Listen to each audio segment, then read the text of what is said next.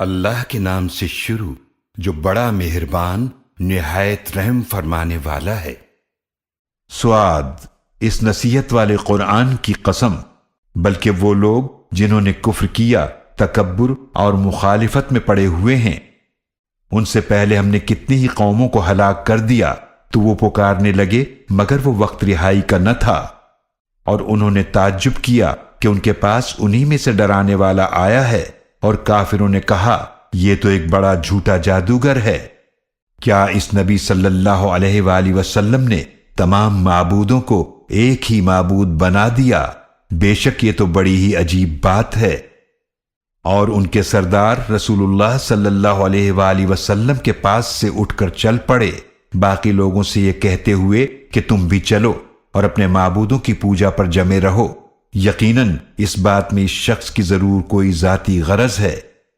یہ بات تو ہم نے پچھلے دین میں نہیں سنی، بے شک یہ تو ایک بنائی ہوئی بات ہے۔ کیا ہم سب میں سے انہی پر یہ ذکر قرآن نازل کیا گیا ہے؟ بلکہ اصل بات یہ ہے کہ وہ میرے ذکر کے بارے میں ہی شک میں پڑے ہیں، بلکہ انہوں نے ابھی تک میرا عذاب نہیں چکھا۔ کیا ان کے پاس آپ کے رب کی رحمت کے خزانے ہیں جو بہت غالب، بہت عطا فرمانے والا ہے؟ یا ان کے پاس بادشاہت ہے آسمانوں اور زمینوں کی اور جو کچھ ان دونوں کے درمیان ہے؟ اگر ایسا ہے تو ان کو چاہیے کہ سیڑھیاں لگا کر آسمانوں پر چڑھ جائیں۔ ایک چھوٹا سا لشکر ہے لشکروں میں سے جو اس جگہ شکست کھانے والا ہے۔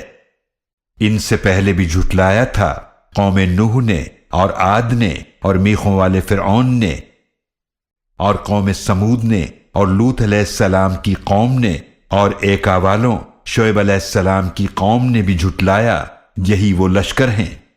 ان سب نے ہی رسولوں کو جھٹلایا، پس میرا عذاب ان پر واقع ہو گیا، اور یہ لوگ صرف ایک سخت چیخ کے عذاب کا انتظار کر رہے ہیں جس میں کوئی وقفہ نہ ہوگا۔ اور وہ کہتے ہیں کہ اے ہمارے رب، ہمیں ہمارا حصہ حساب کے دن سے پہلے ہی جلدی دے دے۔ آپ ان کی باتوں پر صبر کیجئے اور ہمارے بندے داؤد علیہ السلام کو یاد کیجئے جو بڑی قوت والے تھے، بے شک وہ ہماری طرف بہت رجوع کرنے والے تھے۔ بے شک ہم نے پہاڑوں کو ان کے لیے مسخر کر دیا تھا، وہ صبح و شام ان کے ساتھ مل کر تسبیح کرتے تھے، اور پرندوں کو بھی جو جمع ہو جاتے تھے وہ سب ان کی تسبیح کی وجہ سے مشغول ذکر رہتے، اور ہم نے ان کی سلطنت کو مضبوط کیا اور ان کو حکمت عطا فرمائی اور فیصلہ کن بات کہنے کی صلاحیت عطا فرمائی۔ اور کیا آپ کے پاس جھگڑنے والوں کی خبر پہنچی جب وہ دیوار کود کر داؤد علیہ السلام کی عبادت گاہ میں داخل ہو گئے؟ جب وہ داؤد علیہ السلام کے پاس آئے تو وہ داؤد علیہ السلام ان سے گھبرا گئے۔ انہوں نے کہا گھبرائیے نہیں، ہم دونوں ایک مقدمے کے فریق ہیں کہ ہم میں سے ایک نے دوسرے پر زیادتی کی ہے، تو آپ ہمارے درمیان حق کے ساتھ فیصلہ کر دیجئے اور نا انصافی نہ کیجئے اور ہم کو سیدھا راستہ دکھا دیجئے۔ بے شک یہ میرا بھائی ہے، اس کی 99 دمبیاں ہیں اور میرے پاس ایک ہی دمبی ہے، تو یہ کہتا ہے یہ بھی میرے حوالے کر دو، اور گفتگو میں مجھ پر سختی کرتا ہے۔ انہوں نے فرمایا یقیناً اس نے تم پر ظلم کیا، تمہاری دمبی اپنی دمبیوں میں ملانے کا سوال کر کے، اور بے شک اکثر شریک ضرور ایک دوسرے پر زیادتی کیا کرتے ہیں سوائے ان لوگوں کے جو ایمان لائے اور انہوں نے نیک اعمال کیے، اور ایسے لوگ بہت ہی کم ہیں۔ اور داؤد علیہ السلام کو خیال آیا کہ اس مقدمے سے ہم نے ان کی آزمائش کی ہے، تو انہوں نے اپنے رب سے بخشش مانگی اور عاجزی کرتے ہوئے جھک گئے، اور انہوں نے اللہ کی طرف رجوع کیا، تو ہم نے ان کی اس بات کو معاف فرما دیا، اور بے شک ان کے لیے ہمارے پاس ضرور بڑا قرب ہے اور اچھا ٹھکانہ ہے۔ ہم نے فرمایا اے داؤد، بے شک ہم نے آپ کو زمین میں اپنا نائب بنایا ہے، تو آپ لوگوں کے درمیان حق کے ساتھ فیصلہ کیجئے اور خواہش کی پیروی نہ کیجئے، تو وہ آپ کو اللہ کے راستے سے بھٹکا دے گی۔ بے شک جو اللہ کے راستے سے بھٹک جاتے ہیں ان کے لیے سخت عذاب ہے، اس لیے کہ وہ حساب کے دن کو بھول گئے۔ اور ہم نے آسمان و زمین اور جو کچھ ان کے درمیان ہے اسے بیکار پیدا نہیں کیا، یہ تو صرف کافروں کا خیال ہے، تو کافروں کے لیے جہنم کی آگ سے تباہی ہے۔ کیا ہم کر دیں گے ان لوگوں کو جو ایمان لائے اور انہوں نے نیک اعمال کیے ان کی طرح جو زمین میں فساد کرنے والے ہیں؟ کیا ہم پرہیزگاروں کو برے لوگوں جیسا کر دیں گے؟ یہ کتاب جو ہم نے آپ پر نازل فرمائی ہے بہت بابرکت ہے، تاکہ لوگ اس کی آیتوں میں غور کریں اور تاکہ عقل مند لوگ اس سے نصیحت حاصل کریں۔ اور ہم نے داؤد علیہ السلام کو سلیمان علیہ السلام عطا فرمائے، وہ کتنے اچھے بندے تھے، بے شک وہ بہت رجوع کرنے والے تھے۔ جب شام کے وقت ان کے سامنے پیش کیے گئے عمدہ نسل کے تیز رفتار گھوڑے تو سلیمان علیہ السلام نے فرمایا، بے شک میں پسند کرتا ہوں مال گھوڑوں کی محبت کو اپنے رب کی یاد کے لیے، یہاں تک کہ گھوڑے پردے میں چھپ گئے۔ پھر فرمایا، ان گھوڑوں کو میرے پاس واپس لاؤ، تو انہوں نے ان کی پنڈلیوں اور گردنوں پر ہاتھ پھیرنا شروع کر دیا۔ اور یقیناً ہم نے سلیمان علیہ السلام کی آزمائش فرمائی اور ان کے تخت پر ایک جسم ڈال دیا، پھر انہوں نے اللہ کی طرف رجوع کیا۔ انہوں نے عرض کیا، اے میرے رب مجھے بخش دے اور مجھے ایسی بادشاہت عطا فرما کہ میرے بعد کسی کو میسر نہ ہو، بے شک تو ہی بہت عطا فرمانے والا ہے۔ تو ہم نے ہوا کو ان کے لیے مسخر کر دیا، وہ ان کے حکم سے نرمی سے چلتی تھی جہاں بھی وہ پہنچنا چاہتے، اور شیاطین جنات کو بھی قابو میں کر دیا، وہ سب عمارتیں بنانے والے اور قیمتی پتھروں کے لیے غوطہ لگانے والے تھے، اور دوسرے بھی جو زنجیروں میں جکڑے ہوئے تھے۔ یہ ہماری عطا ہے، بس آپ چاہیں کسی پر احسان کریں یا اپنے پاس رکھیں، کوئی حساب نہیں، اور بے شک ان کے لیے ہمارے پاس بڑا قرب ہے اور اچھا ٹھکانہ ہے۔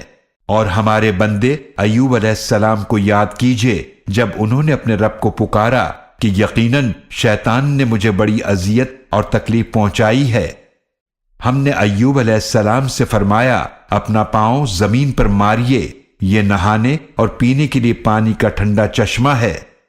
اور ہم نے انہیں ان کے گھر والے عطا فرمائے اور ان کے برابر اور بھی ایوب علیہ السلام کو عطا فرما دیے، اپنی طرف سے رحمت کے طور پر اور عقل مندوں کے لیے نصیحت کے طور پر۔ اور ہم نے فرمایا، اپنے ہاتھ میں جھاڑو لیجئے اور اس سے ماریے اور قسم نہ توڑیے، بے شک ہم نے انہیں صبر کرنے والا پایا، وہ کتنے اچھے بندے تھے، بے شک وہ بہت رجوع کرنے والے تھے۔ اور ہمارے بندوں کو یاد کیجئے، ابراہیم اور اسحاق اور یعقوب علیہم السلام کو جو بڑی قوت والے اور بصیرت رکھنے والے تھے۔ بے شک ہم نے انہیں چن لیا تھا ان کی ایک امتیازی صفت کے ساتھ جو آخرت کے گھر کی یاد ہے، اور یقیناً وہ ہمارے نزدیک چنے ہوئے بہترین لوگوں میں سے تھے۔ اور یاد کیجئے اسماعیل علیہ السلام کو اور الیسع علیہ السلام کو اور ذوالکفل علیہ السلام کو، اور یہ سب بہترین لوگوں میں سے ہیں۔ یہ نصیحت ہے اور بے شک پرہیزگاروں کے لیے ضرور اچھا ٹھکانہ ہے۔ ہمیشہ رہنے کے باغات ہیں جن کے دروازے ان کے لیے کھلے ہوں گے، وہ ان میں تکیہ لگائے بیٹھے ہوں گے، وہ ان میں بہت سے پھل اور مشروب طلب کریں گے، اور ان کے پاس نیچی نگاہ والی ہم عمر عورتیں ہوں گی۔ یہی ہے جس کا تم سے وعدہ کیا جاتا ہے حساب کے دن کے لیے، بے شک یہ ہمارا رزق ہے جو کبھی ختم نہیں ہوگا۔ یہ پرہیزگاروں کا انجام تھا اور سرکشوں کے لیے بہت ہی برا ٹھکانہ ہوگا۔ جہنم جس میں وہ جھلسیں گے تو وہ بہت بری جگہ ہے، یہ ہے کھولتا ہوا گرم پانی اور پیپ، تو اب وہ اس کے مزے چکھیں۔ اور اسی شکل کے اور بھی طرح طرح کے عذاب ہوں گے۔ یہ ایک قوم ہے جو تمہارے ساتھ آگ میں جانے والی ہے، ان کے لیے کوئی خوشی نہ ہوگی، بے شک یہ آگ میں جھلسنے والے ہیں۔ وہ کہیں گے بلکہ تم ہی ہو کہ تمہارے لیے کوئی خوشی نہیں، تم ہی تو یہ انجام ہمارے سامنے لائے ہو، تو وہ بہت برا ٹھکانہ ہے۔ وہ کہیں گے، اے ہمارے رب جو اس عذاب کو ہمارے سامنے لایا تو اسے آگ میں دگنا عذاب دے۔ اور وہ کہیں گے، ہمیں کیا ہوا ہے، ہم ان لوگوں کو نہیں دیکھ رہے جنہیں ہم برے لوگوں میں شمار کرتے تھے، کیا ہم نے یوں ہی ان کا مذاق بنائے رکھا یا ہماری آنکھیں ان سے پھر گئیں؟ بے شک یہ اہل جہنم کا آپس میں جھگڑنا ضرور حق ہے۔ آپ صلی اللہ علیہ وآلہ وسلم فرما دیجئے، میں تو صرف ڈرانے والا ہوں، اور اللہ کے سوا کوئی معبود نہیں جو ایک ہے، سب پر غالب ہے۔ وہی رب ہے آسمانوں اور زمینوں کا اور جو کچھ ان کے درمیان ہے، بہت غالب، بہت بخشنے والا ہے۔ آپ صلی اللہ علیہ وآلہ وسلم فرما دیجئے کہ یہ بہت بڑی خبر ہے، تم اس سے منہ موڑتے ہو۔ ان سے فرما دیجئے مجھے تو عالم بالا کے فرشتوں کے متعلق کچھ علم نہ تھا جب وہ بحث کر رہے تھے، میری طرف تو یہی وحی کی جاتی ہے کہ میں صرف واضح طور پر ڈرانے والا رسول ہوں۔ یاد کیجئے جب آپ کے رب نے فرشتوں سے فرمایا کہ بے شک میں مٹی سے ایک بشر بنانے والا ہوں، پھر جب میں اسے پوری طرح بنا دوں اور اس میں اپنی روح میں سے پھونک دوں تو تم سب اس کے سامنے سجدے میں گر پڑنا۔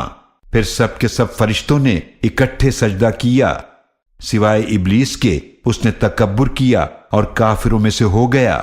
اللہ نے فرمایا، اے ابلیس، کس چیز نے تجھے منع کیا کہ تو آدم کو سجدہ کرے جسے میں نے اپنے دونوں ہاتھوں سے بنایا؟ کیا تو نے تکبر کیا یا تو اونچے درجے والوں میں سے ہے؟ ابلیس نے کہا، میں اس سے بہتر ہوں، تو نے مجھے آگ سے پیدا کیا اور تو نے اس کو مٹی سے پیدا کیا۔ اللہ نے فرمایا، پس تو یہاں سے نکل جا، بے شک تو مردود ہے، اور بے شک تجھ پر میری لعنت رہے گی بدلے کے دن تک۔